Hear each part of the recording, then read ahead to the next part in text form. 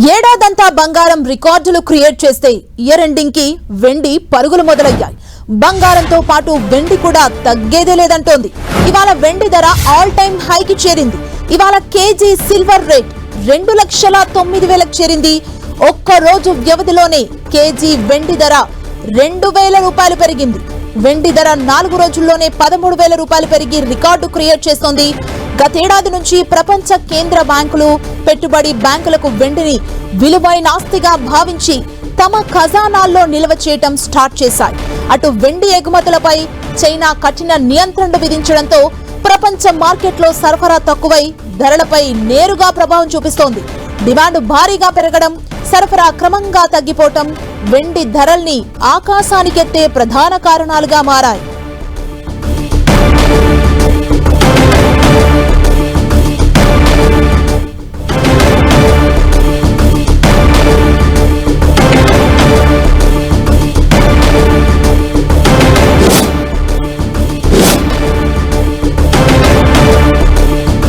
ఇక వెండి ధరలైతే రికార్డు స్థాయికి చేరాయి ఇయర్ ఎండింగ్ లో. దీనిపై సమాచారం తెలుసుకుందాం. మనతో పాటు జాయిన్ అవుతున్నారు క్రాంతి గారు, అనలిస్ట్. నమస్తే అండి. మనం బంగారమే పైకి వెళ్తుంది, పరుగులు పెడుతుందని ఇప్పటి వరకు చూసాం. ఇప్పుడు సిల్వర్ రేట్ ఆల్ టైమ్ హైకి చేరింది. అంటే ఈ సిల్వర్ పరుగును ఎలా చూడాలి? అంటే సిల్వర్ కనుక మనం చూసినట్లయితే సిల్వర్ యొక్క కన్జంప్షన్ అనేది, అంటే వినియోగం, ఇండస్ట్రియల్ కన్జంప్షన్ కూడా బాగా డిమాండ్ వస్తుంది.